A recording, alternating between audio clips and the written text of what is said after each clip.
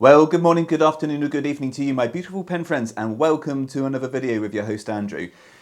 Today, you join me in a review of this pen here, which is the Faber Castell Hexo. So let's roll the titles and see what we have.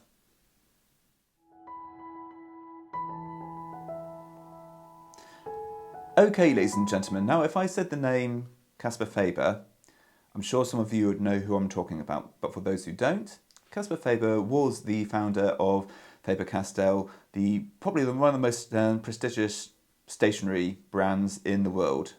Certainly are producing such a breadth of actual stationery, from pencils, pencil sharpeners, up to fountain pens, rollerballs, ballpoints, you name it, they will probably make it. Anything to do with stationery, they do it, and they do it really well.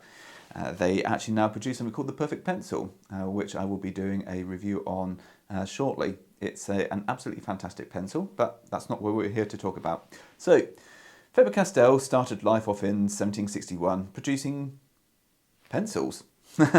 Yeah, I mean, pencils really were the actual sort of tool of the trade back then. There would have been dip pens, but pencils were king, and in many respects they still are today. Pencils are used for all sorts of things, from taking down notes, drawings, and such forth. And they are much loved by artists far and wide. So, what we are going to be looking at though today is the fountain pen. So what we're going to do next, we are going to unbox this, and then we are going to provide you with an overview of the pen, and then we're going to provide you with a writing sample, and then a size comparison, and then my final thoughts and feelings on this pen. So let's get this unboxed, and I shall see you in the next section.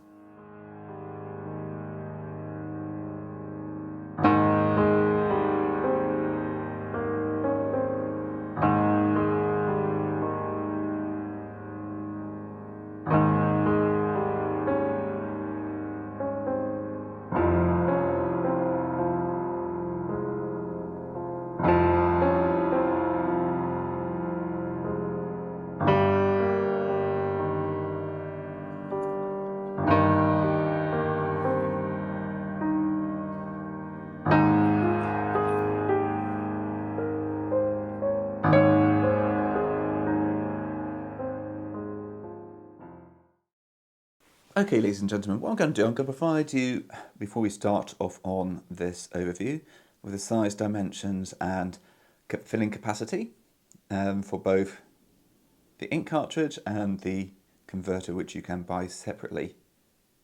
Fantastic. Okay, so let's start with the overview of this pen. Now, I purchased this purely because I wanted to get a pen which was something a little bit different. I purchased my dad a Faber Castell grip over Christmas, and I thoroughly enjoyed it. It was a really pleasant writing experience. So I thought, I'm going to have a look and see what I can get for myself. And I decided to go for the Hexo, which has got this really nice hexagonal shape. Okay, so let's have a look at the pen on an overview. So on the top we have got the jousting knights, and interestingly, if you didn't know this already, they are actually holding pencils instead of lances. I think that's a really nice touch, and it's very, very sort of delicately engraved in there, so it doesn't overly stand out, but it is still very, very attractive. We've then got a very functional clip. It's not springy at all, but you won't have any problems putting it into clothes, as you can see. I don't have a breast pocket on today, but you can see it does go into my shirt quite comfortably with no problems, thanks to that lip at the bottom. The actual the actual cap is hexagonal shape, and it does follow that same sort of contour down onto the main barrel. On the actual back, we have a sticker which is designating the actual place of origin of, and that's made in Slovenia, apparently, of all places, with a barcode, and it also gives you the nib designation as well. I will take that off at some stage, but I am thinking about painting this pen down the line, so I might leave it on just for the sake of whomever might purchase this pen, should they wish to do so. Right, if we uncap the pen, underneath we are presented with a very small nib. I'm guessing it's probably a number 4 size nib, number 4 or possibly a number 5. I'm leaning towards a number 4, but it is a very, very nice nib. And again, we've got the jousting knights on there with the pencils, and we've got like a perforated design on there as well in this very nice sort of PVD black style coating. Very nice. Typical breather hole and a slit. So yeah, it's a lovely, lovely actual nib. On the actual section, we are presented with a clear or semi-transparent smoked plastic section here. And from in there you can see the feed itself, which is a little bit different. I was expecting it to be a metal body, but actually I'm really happy that it's not, because it does provide some extra grip. Now, if we undo the barrel, it does get presented with a cartridge which is plugged into there, and then this cartridge is in the bottom of the barrel. Interestingly, the actual this little section on here is a transparent plastic as well, which is quite nice. Unfortunately, it doesn't serve as an ink window, which would be a quite nice addition. But still, it's a very nice pen. It's a single thread, I believe. Yeah, the Faber Castell logo always ends up on the side of the pen there, with the nib facing that way. I guess it would be quite nice if the actual Faber Castell could line up with a nib, but I'll save that for the next section. Let's just put the cap back on. And then we have got the Faber Castell logo with this hexagonal body, which then comes down to a semi-domed finial on the bottom. Very nice indeed. The actual aesthetics of this pen is fantastic. It's a very stealthy pen, and it's one which you can, I guess, throw in your bag. Having said that, it does seem to attract some sort of finger marks and scuffs. So, yep, be prepared to have a scratched pen. But you know what, for £30, it's really nice. I've thoroughly enjoyed this pen from its aesthetics. It's a very simple, plain black pen, which I like. I do know that a lot of my collection has got wild and vivid colours in it, but this is something which is a little bit different. Okay, so what we'll now do is we are going to go on to a writing sample, and then we'll provide the size comparisons, and then my final thoughts and feelings on the Faber Castell Hexo. So let's go on to the writing sample. Okay, ladies and gentlemen, so what we have here is the Faber Castell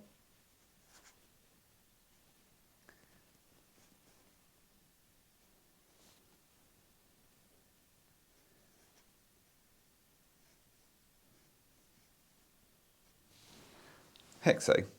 So let's just get that on the line below. I'm having to do this at a bit of an awkward angle today, just purely because the sun is coming out. So my handwriting is going to suffer from that, I'm afraid. As we can see, I've just gone up. So I do apologise. Then we've got a steel nib.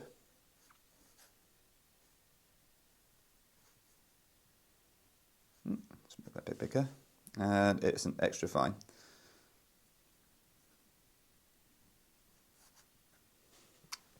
Fantastic. Immediately what I can tell on using this on rhodia paper, it's very, very smooth. Now I don't know who makes Faber Castell's nibs. I have a feeling it might be Bock, but I have also heard that maybe they actually make their own nibs as well. I don't know. I need to clarify that. Anyway, let's get the quick round thoughts again now.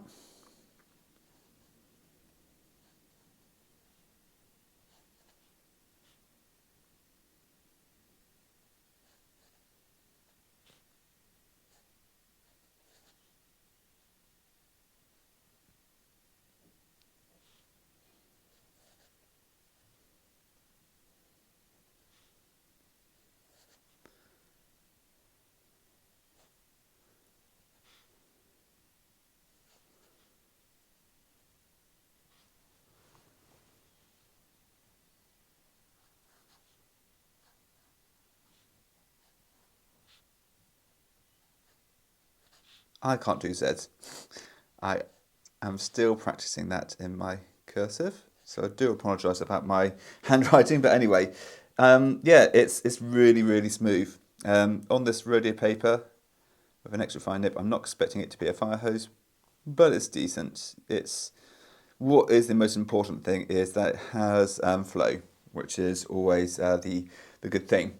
Now here is the fun bit. So line variation. So we're going to go from an extra fine, and then I'm going to slowly start putting a little bit of pressure onto this.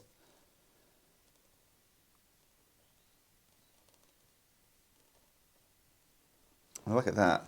we are actually getting quite a bit of line variation. I'd say we're going from a extra fine up to like a medium line. So let's do some figure of eights.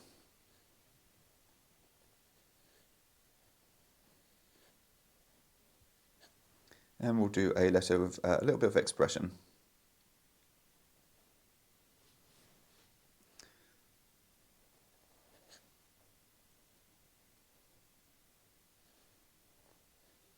Look at that. Okay, my handwriting isn't particularly neat because I'm doing it around a tripod, but you are getting quite a bit of line variation for a steel nib. I personally think, yes, there are pens which flex more than this with a steel nib, but I think for £30, if you want to have a little bit of expression with your handwriting, this will certainly give you that sort of ability to do so. So now on to some ratings. So let's start off with style. I think it's a very stylish pen. It's not going to set the world on fire, so I'm going to give it a solid 7 out of 10. Performance is excellent. No hard starts, no skipping. I put the ink cartridge in and within about 10 seconds it was writing. Flex, there is some. It's not, as I say, it's not going to set the world on fire, but there is some. So I'm going to give it a 4 out of 10 because I still have to be quite fair about this. Value, a solid 10. Really is an absolutely fantastic pen. And whilst the style might slightly be slightly lower than some people might be expecting, I think it's a very handsome pen. And certainly within their range, there are pens which are slightly more attractive, which might have boosted that up. But this was bought purely for painting purposes. So that's something to look forward to. One thing which I didn't mention before, actually, is that the pen will post, and it posts very securely. And it doesn't add too much weight to the back of the pen, I've found, so that's something you might want to consider. Anyway, let's go on to the size comparison and then my final thoughts and feelings. Okay, ladies and gentlemen, so on the left we have got a Sailor Pro Gear in Vega, which is a slim line version. Then we've got a Nakaya, Piccolo, Cigar in Midori, Tamenuir. Then we got the Faber Castell Hexo in black. Then we got a Twisby Go, which I'm in the process of working on in terms of polishing. And then last but not least, we have got a Lamy 2000. So let's get these uncapped.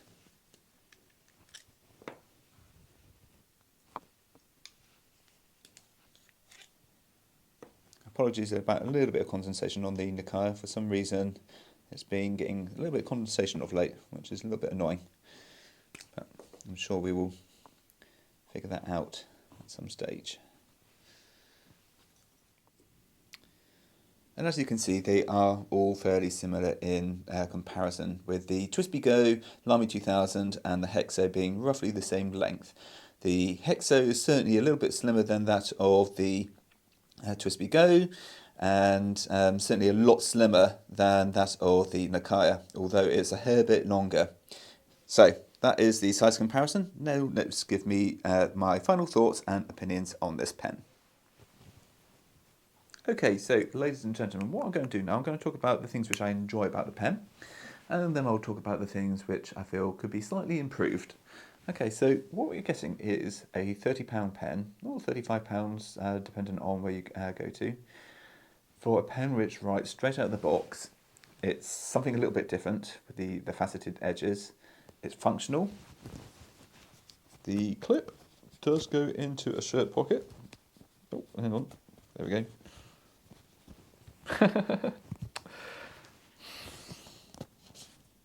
Okay. Version 2, take 2. Right, so let's talk about this pen. So the first thing I'd like to do is talk about the things which I like, and then I'd like to talk about the things which could be potentially improved. So the first thing which I really like is the fact that it goes into a shirt pocket with great ease. Fantastic. I love the fact that this is a very sleek looking pen. I like the fact that it's got a hexagonal design. It's something a little bit different. For pens under £100, there's not really a huge amount of options for faceted pens, believe it or not. So that was partly why I was so intrigued by this pen. was purely because of the facets. I think it looks really interesting. And it also acts as almost like a roll stock. You can put it down on a table and it will just rest on one of those facets. So that's absolutely fantastic. Next thing I really love is this nib. It's very expressional. It really is. It's fantastic. Okay, it's not going to set the world on fire in terms of flex writing, but it's not designed to. However, having said that, the very fact that this pen can just provide a small width of line variation is certainly very welcome. I do really want to know who actually makes these nibs, whether actually Faber Castell makes them, or Bock do. So if someone knows in the comments, please do leave that down there below. Okay, so things which I feel are a point of contention: supplying a very short international style cartridge. It's nice that you included the cartridge, thank you, but a short one? Really? Faber Castell, if you're listening, please supply either a long one or, even better still, a cartridge converter, or both. I would gladly spend another few pounds more just to have the inclusion of those. I don't think it would really add too much to the actual cost of the pen, and it would just mean one less thing to have to buy, to be honest. A lot of people in the West do like bottled ink. So, yeah, that's one thing I would say. From an aesthetical perspective, I love the fact that we can easily line up the actual cap to the clip, but when you actually take it off, it doesn't align with the nib. Having said that, we do have a ridge on the top, so it would be quite difficult to imprint it there. So I'm guessing that's partly why it's on the side. Having said that, I feel that maybe if the nib was just turned so that it was actually in alignment to one of the facets, you could then have the logo and the actual nib actually in alignment, which would be very nice. Right, so that is it really. I would like to say that, if you do want to buy this pen, this will make for an excellent writing pen and an artist pen as well. The extra fine nib really is a extra fine nib, and I do enjoy that. So I will be doing some drawing with this on either a YouTube live video or maybe on Instagram live going down the line, and might even do one tonight, depending on the time and my energy levels. The cartridge which is provided in here, I forgot to mention earlier, is a blue-black. So apologies for not putting that into the writing sample. But it's a lovely blue-black. Yeah, it's absolutely fantastic. And I might well pick up a bottle of that and a cartridge converter for this pen. Right, so that's really it for today. I just want to say thank you ever so much for bearing with me. Thank you ever so much for the continued support you give me on the channel. And if you enjoy the content, or there's something which you would like to see more of in the future, please do feel free to leave a suggestion in the comment section below. And I always try my best to respond to every single comment. Let's try and grow the channel if we can by subscribing, so we can create more of a family atmosphere on this channel and share in the love of fine writing instruments. Just one thing which I will mention, going down the line, I will start doing other forms of pens, be it ballpoints, rollerballs, fine liners and pencils. So if that is something which could potentially upset you, I do apologise in advance. But I feel that as an artist, we can't deny the fact that rollerballs, ballpoints and fine liners are actually something which is useful as an artist. I've seen artists with ballpoint pens produce some of the most beautiful artwork. So I will be featuring those on the channel down the line. But my main focus will always be with fountain pens, as those are my first loves. But I just want to try and make this an inclusive community, hence why I'll be doing those videos. Right, so that leaves it for today. I just want to say thank you ever so much for listening, and I shall see you in the next video. Till then, stay safe and goodbye for now.